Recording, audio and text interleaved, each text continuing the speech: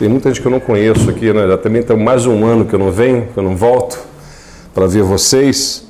Mas não foi assim exatamente uma negligência, né? Mas é que a gente, nessa relação com a igreja é uma coisa que não para, né? É uma coisa impressionante, né? Você está sempre envolvido com coisas e viagens e projetos e é muita gente. Então a gente está sempre assim, mas feliz em reencontrar vários irmãos que já fazem parte dessa história aqui do café. E a gente vem sonhando esse projeto já há alguns anos. E eu me lembro a primeira vez que nós viemos aqui na casa do Lizardo, tinha lá aquele fogão de lenha, fogão a lenha, de lenha não, a lenha, né? Movido a lenha, né?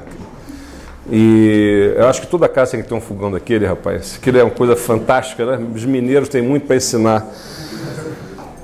Como sou meio mineiro, né? Eu sou carioca e mineiro, que o meu pai é do Rio de Janeiro, subúrbio, a minha mãe de Carangola, a Zona da Mata, ali em Minas Gerais. Então eu sou meio mineiro, meio carioca, muito acostumado com as coisas de Minas, com a comida principalmente, dá para perceber, né, pela minha silhueta, né, que é uma silhueta de quem curte muito o cardápio, né, o tempero mineiro. E a gente vem acompanhando esse progresso que está acontecendo aqui. Alguns já passaram por aqui, já estão em outros lugares, não é, trabalhando, tocando a vida. E o nosso sonho, de fato, é que todos que, de fato, passem por aqui, levem uma marca de Cristo em seus corações, né? Nesse contato com a gente aqui. A gente sabe que muitos de vocês vão estar espalhados por aí, daqui a um tempo mais, né? Vão estar trabalhando em outros países, em outros estados, em outras cidades. Alguns vão permanecer por aqui, que bom, mas muitos estarão espalhados por aí. E a nossa oração tem sido por onde quer que vocês estejam. Que vocês se lembrem, né? Do que receberam e da oportunidade que terão para compartilhar do que receberam com outras pessoas. Louvado seja o Senhor por isso. Bem, eu estou aqui com a minha esposa, Ruth, né? A gente está sempre juntinho, andando junto, viajando junto, e ela não me larga, não. Também não largo ela, não. É assim, a gente é assim. Nós somos 31 anos de casados, né? Uma bênção, né? Para mim não sei se para ela é exatamente também um prazer. Minha filha Paula veio dessa vez, a Paulinha, acho que é a primeira vez que ela veio aqui em Tiradentes, São João del Rei. E a Lisa já tem vindo algumas vezes, veio algumas vezes. Não, nunca veio, né? Ali já veio. A Paula vem pela primeira vez. Então é isso, uma alegria. Muito bem. Falei tudo, né? Bom, eu quero compartilhar com vocês nessa noite um pouco sobre o significado da ressurreição. E quero fazer isso a partir do texto de Hebreus, da carta aos Hebreus, que compõe aí do seu Novo Testamento. A carta aos Hebreus, ela é um dos documentos mais substanciais do cristianismo primitivo. E, de fato, essa carta existe para compartilhar ensinamentos que são fundamentais na construção da fé cristã e da esperança cristã. É por isso que, quando nós decidimos abordar essa carta aos Hebreus, nós decidimos dar como título, essa série de mensagens, o que vocês estão vendo aqui, a última palavra. Porque, na verdade, o que Hebreus pretende ser a última palavra no que diz respeito à construção da fé cristã para aqueles que, vindo do judaísmo, chegando para a igreja, encontrassem ali uma palavra de direção, uma palavra de orientação, de como a fé cristã deveria ser vivida. Isso é fundamental que a gente entenda isso. Isso não aconteceu apenas lá no ambiente da igreja primitiva do primeiro século, mas também acontece com a gente no tempo em que nós vivemos. Ainda é comum muitas pessoas que se aproximem da igreja e tragam uma cosmovisão religiosa no seu coração, na sua mente, de como percebiam a questão do sagrado, como percebiam Deus, como percebiam as coisas da espiritualidade. E não é incomum, por exemplo, essa pessoa que chegando para a igreja, ela guarda ainda noções que deveriam ser corrigidas. Vou dar um exemplo. Pregando uma vez numa igreja no Rio de Janeiro, uma igreja grande, estava pregando, era aniversário da igreja e tal, tinha nessa nave da igreja, na sala da igreja, 4 pessoas, uma em cada canto, vestido de branco. E os caras ficavam com o bração estendido assim todo o tempo, né? Enquanto o culto estava rolando, estava acontecendo. Perguntei ao pastor, o que essas pessoas estão fazendo? Elas estão protegendo esse lugar para que Satanás não tenha vez aqui. Elas estão dando cobertura espiritual para que o culto aconteça debaixo da cobertura espiritual desses irmãos. Uma coisa linda. Vocês acham que está errado isso? Pode ter alguma coisa errada nisso? Não, mas de onde que vem isso? Da Umbanda. Tinha um pai de santo que se converteu em nossa igreja e ele pediu que eu fosse lá ajudar a desmontar aquele centro de macumba. Aliás, uma das experiências mais... Em outra, eu conto, é muito grande, tem nuance, tem coisa engraçada, tem coisa triste, tem coisa para chorar, coisa para rir. Foi uma das maiores experiências que eu tive na vida. E ele disse que lá no centro dele, enquanto rolava lá o negócio, lá, a atividade, tinha lá 4 tocos, cada cara sentava num toco daquele e ficavam ali incorporados pelas entidades que protegiam aquela gira. Eles estavam ali protegendo para que não houvesse nenhuma manifestação ruim ali dentro, para que nada acontecesse de mal.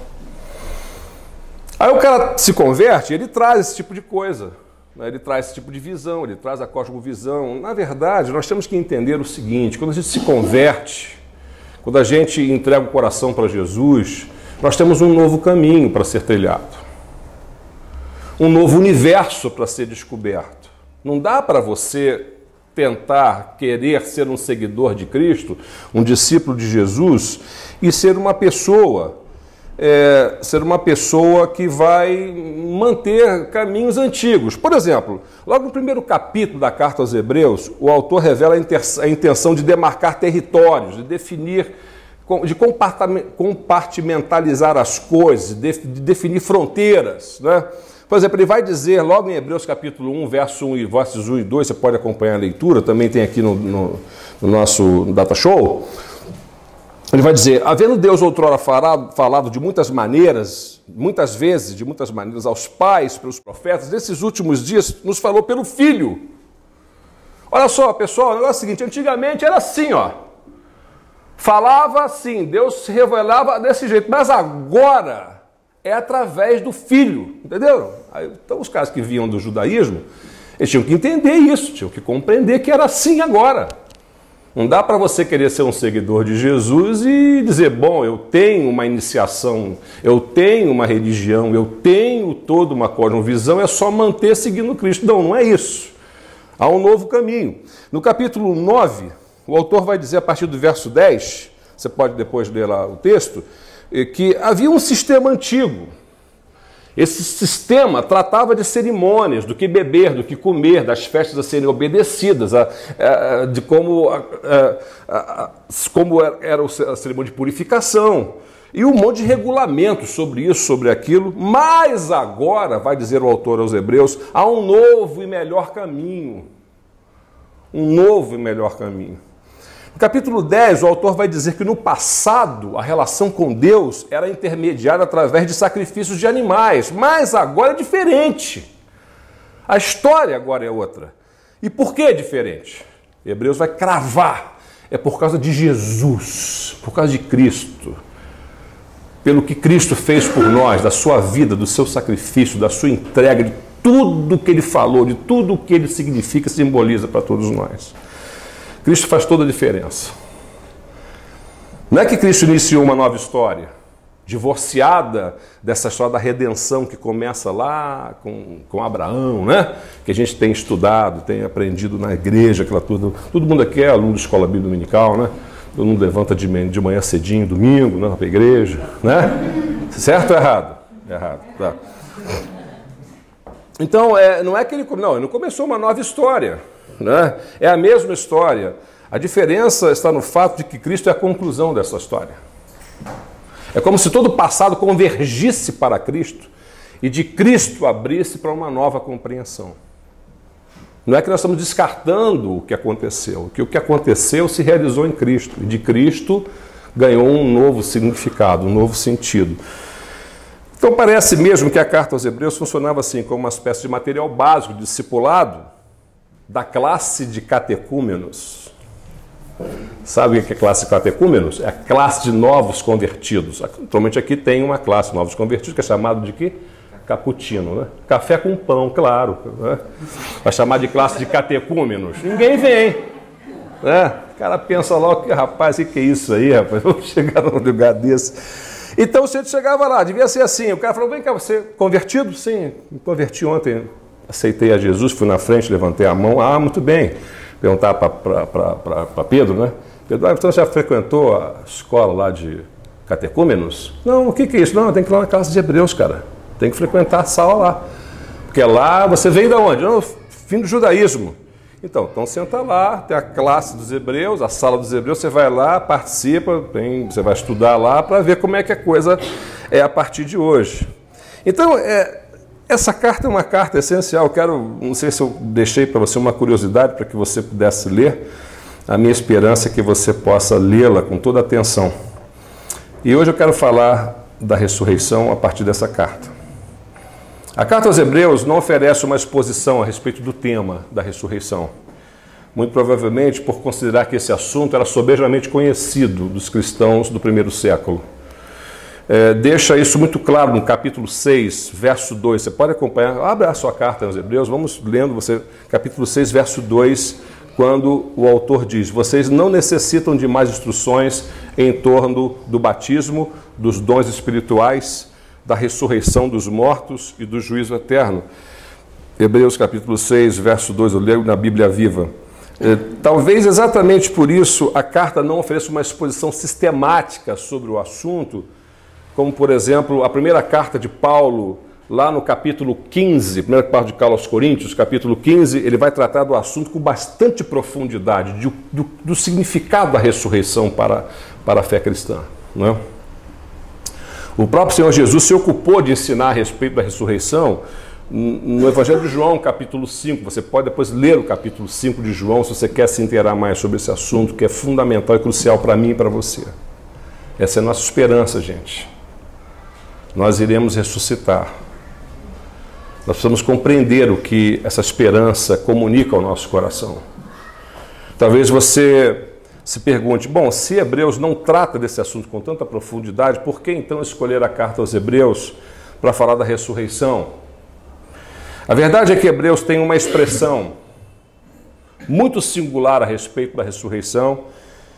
Hebreus não diz tudo o que todo mundo diz, não expressa o conteúdo do ensino que muitas outras fontes estão tentando dizer, mas há algo a respeito da ressurreição de Cristo, da ressurreição como realidade para nós cristãos, que só a carta aos Hebreus comunica. Eu quero ler com vocês agora o texto que vai nos orientar nessa mensagem. É apenas um verso, capítulo 11, verso 35 da carta aos Hebreus. Você pode abrir se você trouxe o seu smartphone, se você trouxe sua Bíblia, o seu Novo Testamento, ou você está com preguiça, você não trouxe nada, pode ler aqui no nosso...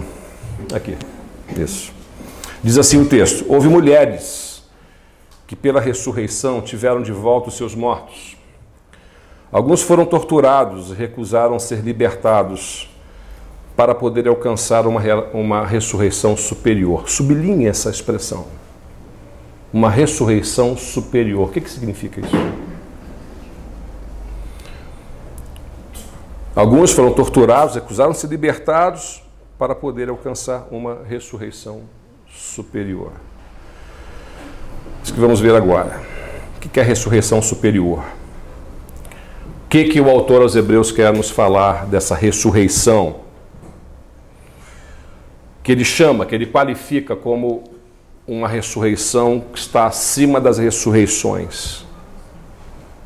Que é uma ressurreição como um passo adiante na dinâmica da ressurreição. Há registro na Bíblia Sagrada de que já houve vários tipos de ressurreição. Mas a ressurreição superior, que entendo, se compreendo bem esse texto das Sagradas Escrituras, Me parece que o autor aos Hebreus quer dizer que ressurreição superior é ressuscitar como Jesus ressuscitou. E como foi que Jesus ressuscitou? Bom, a Bíblia, o Novo Testamento e a Bíblia, de um modo geral, está cheio de relatos de ressurreição. Por exemplo, o filho da viúva de Sarepta foi ressuscitado por Elias. Vocês conhecem a história? Né? Já leram? Já ouviram mensagens várias vezes? Um homem morto que foi lançado, você lembra dessa história? Um homem morto foi lançado dentro da cova de Eliseu. E quando ele tocou nos ossos do profeta, ele ressuscitou.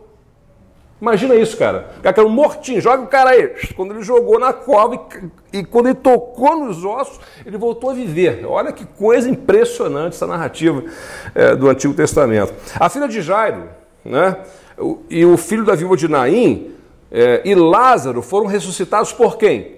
Por Cristo, Jesus. Jesus ressuscitou esses caras. Né? E vários outros relatos de ressurreição no livro de Atos dos Apóstolos, por intermédio do apóstolo Pedro, do apóstolo Paulo, e também por ocasião da ressurreição do Senhor. Diz que quando o Senhor ressuscitou, várias pessoas ressuscitaram e foram vistas andando por Jerusalém. Imagina um alvoroço, né? Aquele monte de gente que você foi no sepultamento do carro, o cara está andando, tomando um cafezinho, batendo papo, enfim, comendo pastel de angu. Mas se fosse aqui em Tiradentes, né? Seria assim, né? Então, acontece que a ressurreição de Jesus era bastante diferente dessas outras ressurreições. E me parece que é nesse aspecto que podemos classificá-la como ressurreição superior. Em que sentido? No sentido de que Jesus foi o único ser humano que ressuscitou para nunca mais morrer. Nunca mais experimentou a morte. Parece que esse parêntese que se abriu no Éden se fecha com Cristo. A morte foi vencida. Todos os que ressuscitaram tornaram a morrer. Mas Jesus não. Jesus ressuscitou para nunca mais morrer. E a ressurreição de Jesus não se resumiu apenas a voltar a viver, como ele vivia antes. A ressurreição de Jesus não foi apenas uma revitalização das suas funções fisiológicas. A ressurreição de Jesus, por assim dizer, podemos dizer que foi uma espécie de evasão para um novo tipo de existência, que nunca mais estaria sujeito à morte. A ressurreição de Jesus inaugurou uma nova perspectiva, uma nova dimensão da existência humana. Isso é extraordinário. Entendem qual é o tamanho da nossa esperança? Não é que nós vamos apenas voltar a viver, o coração vai voltar a bater, o cérebro vai voltar a funcionar, que a sua circulação sanguínea vai voltar a percorrer pelo seu corpo. Nós estaremos ingressando agora num novo tipo de vida, de existência, a partir dessa ressurreição de Cristo, que nos aponta como sendo também a nossa ressurreição. A ressurreição de Jesus é a nossa ressurreição. E me parece que esse era o centro da pregação dos apóstolos, a ressurreição. Os apóstolos não pregavam doutrina da prosperidade. Eles não pregavam para que as pessoas se sentissem confortadas nos momentos de dificuldade apenas. Eles não estavam pregando para crentes que estavam lá assim, eu namoro, o meu pé inchou, a prova está difícil, é isso. Eles não estavam pregando para atender esse tipo de necessidade, por mais legítimas que elas sejam. Qual era o ponto cerne da mensagem apostólica? É o seguinte, pessoal, preste bem atenção. Jesus já ressuscitou. Ele foi o primeiro, agora somos nós. Quem quer participar disso? Entende? Esse era o centro da mensagem apostólica. Um exemplo do que eu estou lhes dizendo está lá no capítulo 2 de Atos dos Apóstolos, a partir do verso 14. Eu quero pedir vocês para ler esse texto para vocês. Eu coloquei até. Me acompanhem, por favor, com muita atenção esse texto, que eu espero que você saia daqui com uma nova perspectiva em relação à ressurreição, que essa esperança traz, comunica ao seu coração. Diz assim o texto, Atos, capítulo 2, verso 14, a partir. Então Pedro levantou-se com os 12 Em alta voz dirigiu-se à multidão, dizendo: homens da Judéia e todos os que vivem em Jerusalém, deixem-me explicar-lhes isso. Ele está se referindo à descida do Espírito Santo, que todo mundo viu e ficou confuso. Os caras estão bêbados, estão falando em outras ideias. O que está acontecendo aqui? Então Pedro está explicando. Ele vai dizer: ouçam com atenção, esses homens não estão bêbados, como vocês supõem, ainda são 9 horas da manhã. Pelo contrário, isso é o que foi predito pelo profeta Joel. Nos últimos dias, diz Deus, derramarei do meu espírito sobre todos os povos. Os seus filhos e suas filhas profetizarão, os jovens terão visões, os velhos terão sonhos. Sobre os meus servos e as minhas servas derramarei o meu espírito naqueles dias, e eles profetizarão. Mostrarei maravilhas em cima do céu e sinais embaixo da terra, sangue, fogo, nuvens e fumaça. O sol se tornará em trevas e a lua em sangue, antes que venha o grande e glorioso dia do Senhor. E todo aquele que invocar o nome do Senhor será salvo. Israelitas, ouçam essas palavras. Jesus de Nazaré foi aprovado por Deus diante de vocês por meio de milagres, maravilhas e sinais que Deus fez entre vocês por intermédio dele, como vocês mesmos sabem.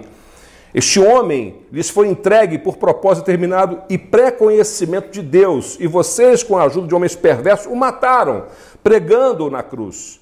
Mas Deus o ressuscitou dos mortos, rompendo os laços da morte, porque era impossível que a morte o retivesse. A respeito dele, disse Davi: eu sempre vi o Senhor diante de mim, porque ele está à minha direita, não serei abalado. Por isso o meu coração está alegre, a minha língua exulta, o meu corpo também repousará em esperança, porque tu não me abandonarás no sepulcro, nem permitirás que o teu santo sofra decomposição. Tu me fizeste conhecer os caminhos da vida e me encherás de alegria na tua presença. Irmãos, posso dizer-lhes com franqueza que o patriarca Davi morreu e foi sepultado, e o seu túmulo está entre nós até o dia de hoje. Mas ele era profeta e sabia que Deus lhe prometera sob juramento que colocaria um dos seus descendentes em seu trono. Prevendo isto, falou da ressurreição do Cristo, que não foi abandonado no sepulcro e cujo corpo não sofreu decomposição.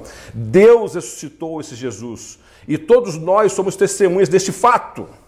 Exaltado à direita de Deus, ele recebeu do Pai o Espírito Santo prometido e derramou o que vocês agora veem e ouvem. Ele está interpretando Joel, tá vendo? Ele vai dizer: olha, Deus prometeu que vai derramar o Espírito Santo sobre todas as pessoas, sobre toda a carne. E está dizendo, a ressurreição de Jesus foi o resultado de Deus ter derramado sobre ele o Espírito Santo. Por que ele ressuscitou? Porque o Espírito Santo, o Espírito da vida, veio sobre ele, o ressuscitou. O poder do Espírito Santo exerceu sobre ele esse poder dele que o fez levantar-se novamente, levantar-se do sepulcro. Então vai continuar a fala de Pedro. Pois Davi não subiu ao céu, mas ele declarou: o Senhor disse ao meu Senhor, assenta da minha direita. Ele está até que eu ponha os teus inimigos sobre o estado dos teus pés. Portanto, que todo Israel fique certo disto. Esse Jesus a quem vocês crucificaram, Deus o fez Senhor e Cristo. Quando ouviram isto, os seus corações ficaram aflitos. Todo mundo que ouviu ficou aflito. E eles perguntaram, Pedro e os outros apóstolos: irmãos, que faremos? E Pedro respondeu: arrependam-se, e cada um de vocês seja batizado em nome de Jesus Cristo, para perdão dos seus pecados. Receberão o dom do Espírito. O que é o dom do Espírito Santo, gente? O que é o dom do Espírito Santo? Ressurreição. Esse mesmo dom comunicado ao coração de Cristo, à vida de Cristo. Jesus foi levantado da morte. Pois a promessa é para vocês, vai dizer Pedro, para os seus filhos e para todos que estão longe, para todos quantos o Senhor, o nosso Deus, chamar. Com muitas outras palavras, advertia e insistia com eles: salvem-se dessa geração corrompida. Os que aceitaram a mensagem foram batizados. Naquele dia houve um acréscimo de cerca de 3.000 pessoas. Após a pregação, cerca de 3.000 pessoas vieram a se converter. E o que foi que causou esse impacto tão grande na vida daquelas pessoas? O apóstolo se perguntaram: o que nós faremos? O que temos que fazer, meu Deus do céu? O que eu tenho que fazer, Pedro? Não é que Pedro foi lá e pregou uma mensagem, os caras ficaram admirados, gostaram, né? Aquela coisa que às vezes o pastor prega, vê um cara na porta: pastor, que mensagem maravilhosa. Puxa, uma mensagem, uma espada, hein? Essa mensagem foi uma espada hoje. É, irmão? Foi poderosa? Não, foi longa e chata, né? Longa e chata. Beber uma água aqui depois dessa. Não é que Pedro foi lá e, oh, Pedrão, que benção, que mensagem maravilhosa. Pô, você falou ao meu coração. Ah, Pedro, que benção. Vou para casa consolado, vou para casa confortado, vou para casa animado. Quero agora participar do louvor. Pedro, eu quero, por favor, que benção. Foi nada disso. Eles ficaram desesperados com a mensagem que ouviram. Depois de ouvir Pedro pregando, eles perguntaram: o que eu tenho que fazer? Como é que eu vou viver a partir de hoje, Pedro? Como é que eu vou tocar a minha vida depois de ter ouvido o que você falou? E o que foi que Pedro falou? Pedro disse o seguinte: Jesus ressuscitou, vocês mataram ele, ele foi morto, ele ressuscitou, o Espírito Santo veio sobre ele, o levantou da morte. Esse Espírito Santo foi derramado sobre nós. Vocês estão entendendo o que está acontecendo? Pedro está perguntando. O Espírito Santo foi derramado sobre toda a carne. Assim como ele ressuscitou, nós ressuscitaremos também. Ele foi o primeiro. Ele foi o primeiro, agora seremos nós. Nós aguardamos a ressurreição.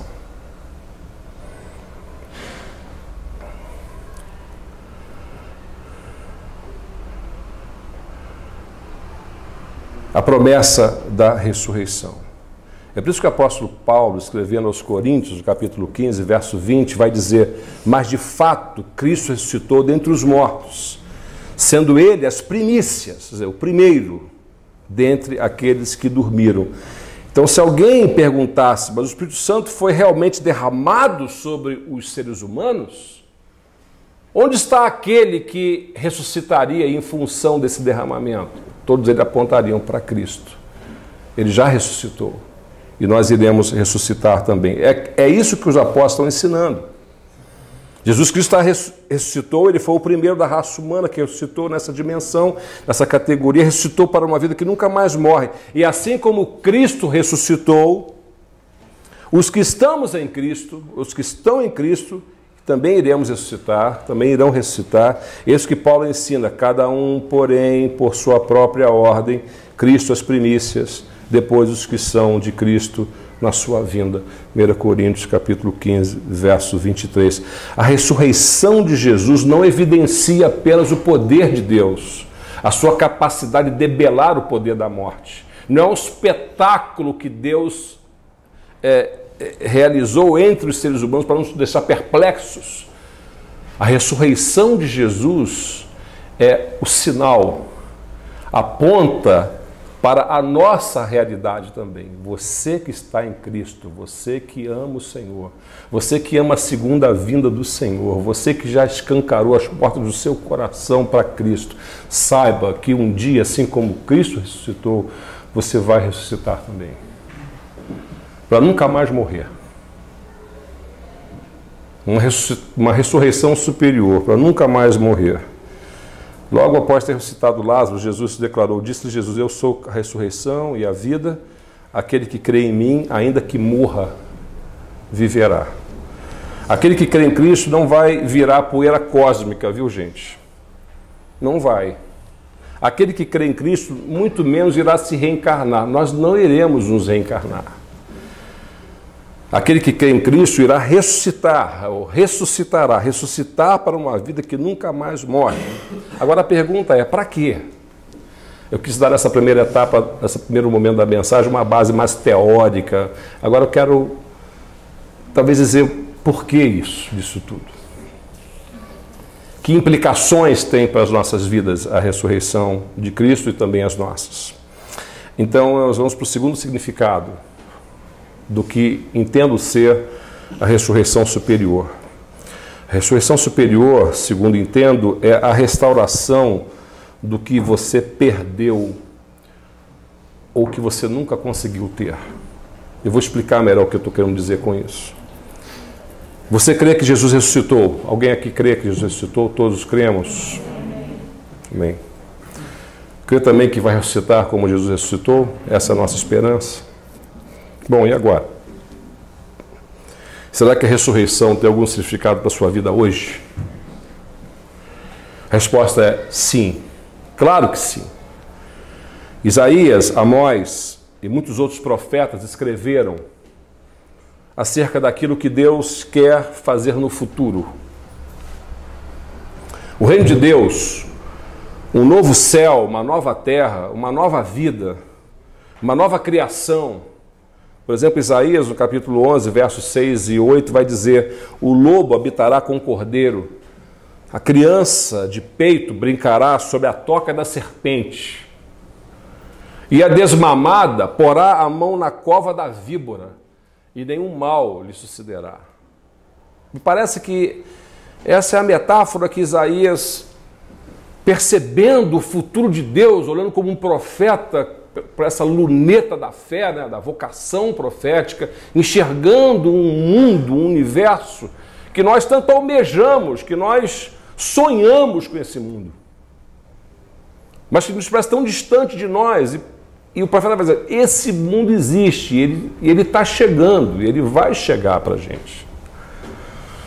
E as palavras do profeta descreveram o nosso futuro com Deus desfrutando da mais absoluta inteireza, um perfeito bem-estar social, espiritual, psicológico.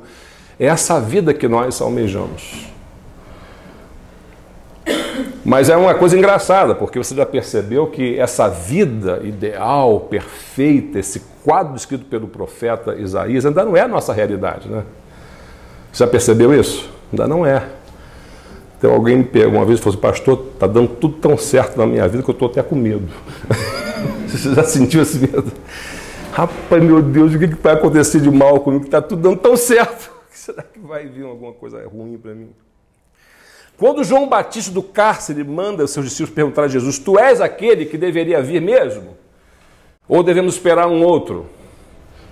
O que Jesus responde? Ele diz: os cegos veem, os paralíticos andam, os leprosos são purificados, os surdos ouvem, os mortos são ressuscitados, aos pobres é anunciado o Evangelho. E a resposta de Jesus aponta para quê?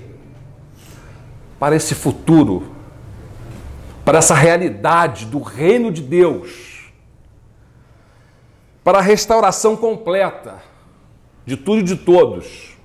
Seremos todos reconciliados com Deus, uns com os outros, e seremos reconciliados conosco. A verdade é que até o ponto em que o futuro de Deus for real para você, ele mudará a maneira como você vive no presente. É essa a implicação que tem da realidade da ressurreição de Cristo para a nossa vida. Por que é tão difícil enfrentar o sofrimento?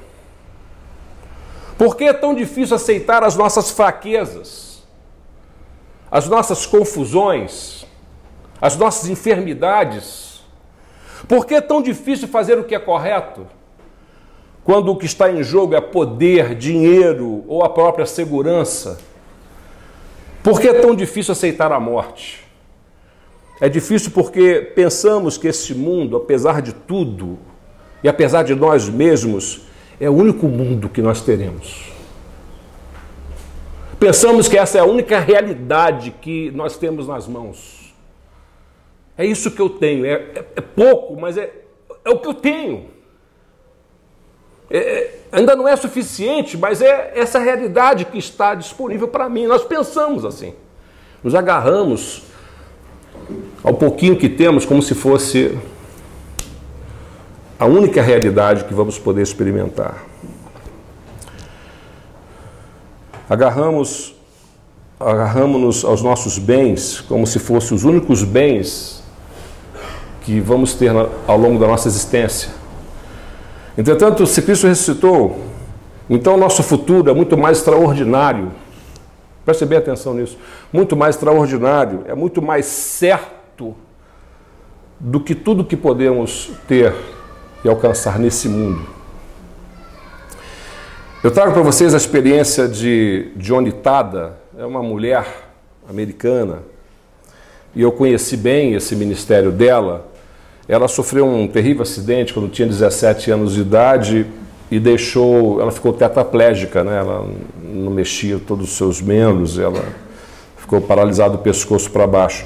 Essa mulher, ela é uma crente, e apesar das suas limitações físicas, isso nunca foi um impedimento para que ela servisse a Deus, porque ela tem um ministério que distribui cadeiras de roda para deficientes físicos no mundo inteiro, para pessoas de baixa renda, pessoas, inclusive em Niterói, lá a nossa igreja andou envolvida com o ministério da Johnny and Friends, que é o nome do ministério dela, e elas pegam cadeiras de rodas danificadas, pedem ajuda às pessoas presas nos Estados Unidos, e eles recompõem essas cadeiras, eles refazem, eles consertam, e essas cadeiras são enviadas para a África, para a América do Sul, enfim, para várias partes do mundo. E ela fundou, então, essa organização, e ela tem feito diferença no mundo inteiro. Ela conta, na sua narrativa, nas suas memórias, que o fato de estar numa cadeira de rodas a impedia de se ajoelhar para orar. Talvez para você seja uma coisa tão simples, né? Se ajoelhar para orar lá no seu quarto, aqui mesmo, no café, em qualquer lugar que você tenha essa oportunidade. Então ela dizia que quando o pastor pedia que os crentes se ajoelhassem para orar, ela não conseguia. E ela ficava sentada na sua cadeira. E certa vez isso aconteceu num congresso que o pastor pediu, o preletor pediu que todos se ajoelhassem para orar, e todos se ajoelharam, menos a Johnny. Então botei até a foto dela aqui, né? É bonita, né? A mulher americana tudo tem a cara bonita, né? Os dentes muito bonitos, né? Americano é assim. Eu quero comprar um dente desse para mim, rapaz. Isso deve ser muito caro, não, né? Esse dente brancão, assim. Então, ela viu aquela multidão lá naquela reunião, todo mundo se ajoelhado na presença do Senhor, menos ela. Então ela começou a chorar. Mas não chorava de pena de si mesma. Não chorava por autocomiseração. Não chorava porque não podia se ajoelhar como todos os outros. Quando o pastor perguntou por que ela chorava, ela disse: eu chorava porque naquele instante, naquela cadeira de rodas, ela se deu conta, preste bem atenção nisso, ela se deu conta que no céu ela estaria livre para pular, para dançar, para sapatear, fazer aeróbica, para fazer o que ela bem entendesse.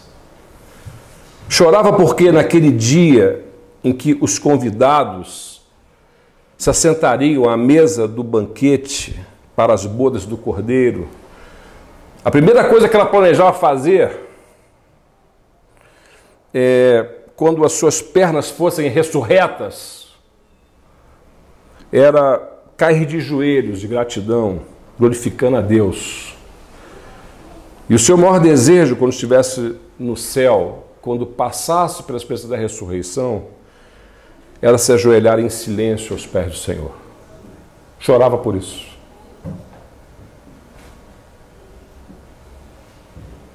Em seu testemunho pessoal, ela acrescenta: e eu, com meus dedos retorcidos e murchos, meus músculos atrofiados, meus joelhos deformados, sem sentir nada dos ombros para baixo, terei um novo corpo leve, glorioso, revestido em retidão, poderoso, deslumbrante. Percebe o poder da esperança que a confiança na ressurreição consegue comunicar ao nosso coração, à nossa vida? Para uma pessoa, por exemplo, como ela, com tantas dificuldades, e para cada um de nós. Porque nós podemos ajoelhar, podemos andar, podemos nos movimentar, mas nós temos as nossas dores também. Nós temos as nossas fraquezas também. E muitas vezes nós nos perguntamos por que é assim. Por que ainda é assim? Se você não consegue dançar e anseia por isso, na ressurreição você poderá dançar com perfeição. Olha a esperança que a ressurreição comunica a nós. Se você sofre de solidão, na ressurreição você encontrará o amor perfeito, você talvez saberá todas as implicações do que significa de fato amar e ser amado. Para muitos de nós, amar e ser amado é apenas uma sombra ainda. É apenas um pedacinho de algo muito maior que nós só teremos a partir da ressurreição. Se você sente vazio na ressurreição, se sentirá plenamente satisfeito. A vida cotidiana será redimida. Não haverá mais medo, não haverá mais dor, não haverá mais lágrima, não haverá mais fome de justiça. A nossa fome de justiça será satisfeita. O mundo em que vivemos, a vida que vivemos, não é a última versão das coisas, da realidade. Haverá novo céu e nova terra, e nós seremos novas pessoas também. E haverá um dia em que Deus vai consertar tudo.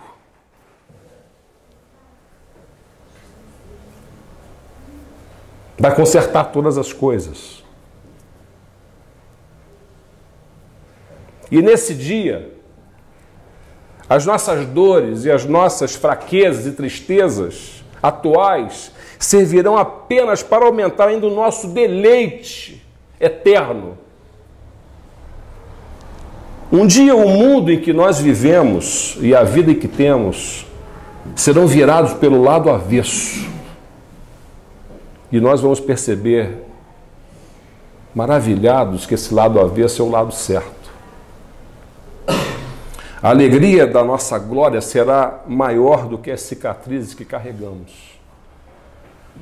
A verdade é que a ressurreição de Cristo promete a restauração do que você perdeu ou do que você nunca conseguiu ter. Entendeu? A ressurreição de Jesus é a prova de que você não vai perder nada.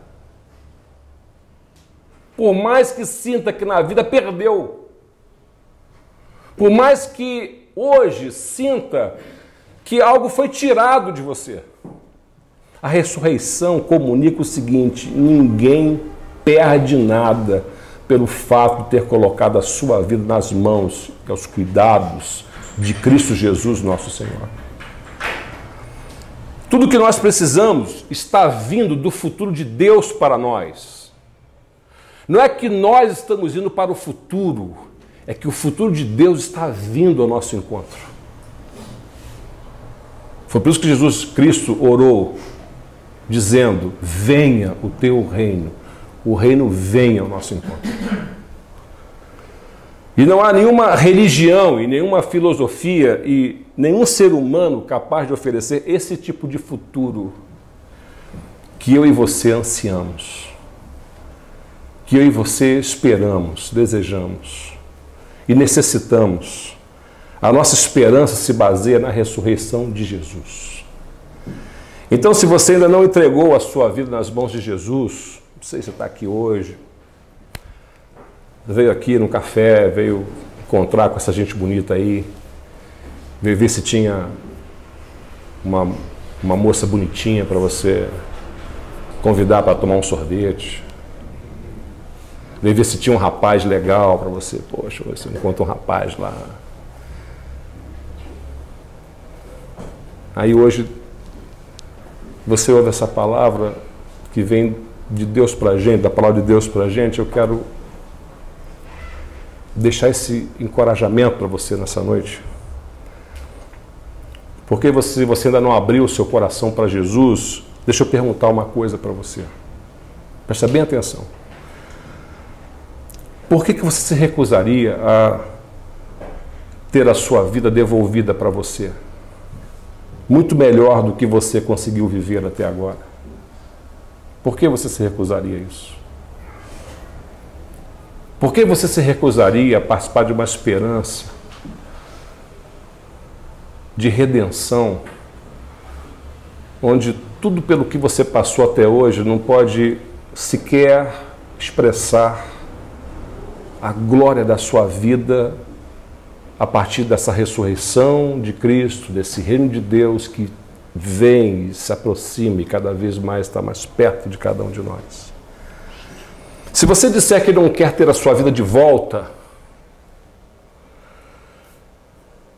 muito melhor do que você viveu até agora, eu tenho a impressão que você não entendeu a esperança cristã ou você não está conseguindo ser honesto consigo mesmo. O texto de Hebreus diz que eles se recusaram a ser libertados para poder alcançar uma ressurreição superior. Em outras palavras, eles queriam que suas vidas fossem devolvidas para eles de um modo muito melhor do que o que eles conseguiram viver até o dia deles. É isso que a ressurreição de Jesus oferece para mim e para você.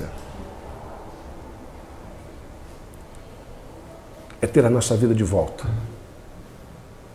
Da maneira como nós não podemos construí-la. Da maneira nem como nós podemos vivê-la. É vida que nunca mais experimenta a morte. E a vida onde não se perde nada. Onde tudo que Deus tem reservado e preparado para aqueles que creem nele, que esperam nele, é de fato uma realidade, não um sonho impossível. Que o que Deus tem reservado para aqueles que o amam, nenhum olho viu, nenhum ouvido ouviu e nem ainda penetrou no coração de ninguém. Que Deus tem preparado para aqueles que o amam. Eu quero convidar você nessa noite para que você faça como aqueles homens que ouviram Pedro e disseram: o que faremos? Como é que nós vamos viver a partir de hoje, depois de tudo que ouvimos? Que a sua vida, a partir de hoje, ou a partir de Cristo, ela expresse, aponte para essa realidade que a ressurreição de Jesus comunica ao nosso coração. Vamos orar?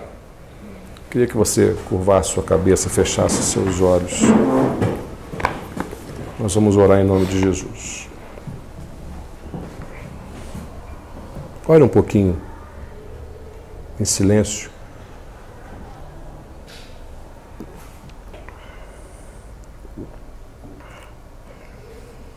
Peça a Deus que a realidade da ressurreição seja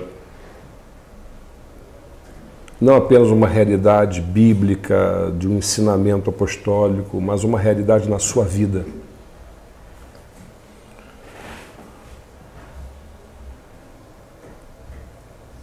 A Bíblia Sagrada diz que se a nossa esperança não está centrada na ressurreição de Cristo, se nós não cremos que de fato Jesus ressuscitou, a nossa fé é absurda. Não faz sentido.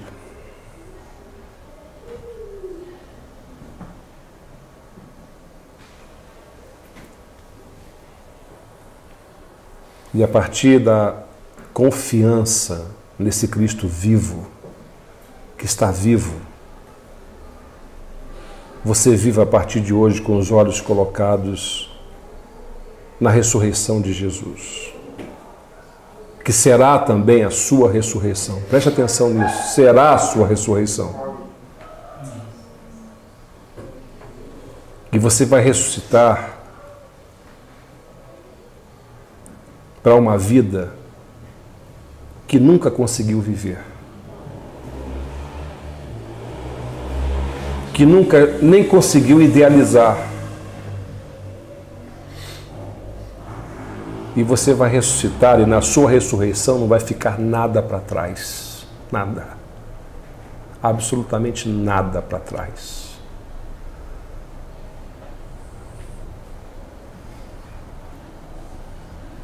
Quero convidar você a abrir o seu coração para essa esperança hoje. Abrir o seu coração para Cristo vivo. Sabe, Jesus é um gentleman, ele não arromba o coração de quem quer que seja. Ele não se intromete na vida de quem quer que seja. Ele espera que você responda com fé ao seu convite, ao seu toque. Quando ele chama por você, ele espera que você responda. E se você não consegue responder, peça a Deus fé para que você consiga responder como você precisa responder.